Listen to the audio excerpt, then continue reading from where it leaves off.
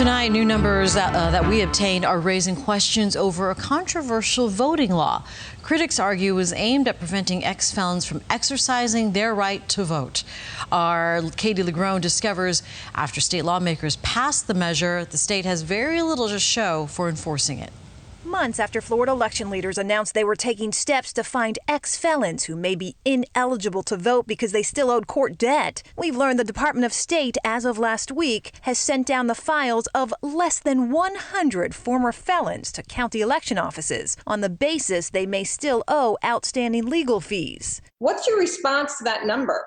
That's a very, very small number of people. And given the amount of energy and sort of political force that was given to this issue, it suggests that the state was maybe making a big deal about nothing here. Neil Sukatme is a Georgetown University law professor and co-founder of FreeOurVote.com, a nonpartisan nonprofit created to help former felons find out if they owe any money from their sentences. I think it's a system that's unnecessarily complicated. Florida doesn't have a centralized tracking system, which makes it difficult for anyone, including the state, to figure out who owes how much. Sukatme believes the state's short list suggests the GOP-led rule, which can land a former felon back in jail if they knowingly violate it, was less about getting felons to pay their legal fees and more about political leaders securing their futures. This is not really a legitimate attempt to enforce the law. It's an attempt to scare people. It doesn't seem like there's that much interest in actually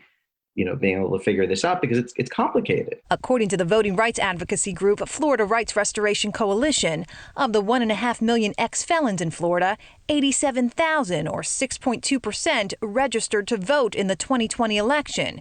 It remains unclear how many actually voted and which party they voted for. I'm shocked that the number is as low as 100. I would thought it would be much higher than that. Still, Florida Republican Senator Jeff Brandes maintains the law, which was initially deemed unconstitutional but then overturned by an appeals court, is a work in progress. I just don't know that they've accurately scrubbed the list and matched all of the voters that are potentially have felony histories that have not completed all terms of their sentence with every single county's record of outstanding fines and fees. He agrees the lack of a statewide system makes it challenging, but says the onus is on the former felon to do the research. What I'm hearing is that most counties can pretty quickly get this information together for individuals.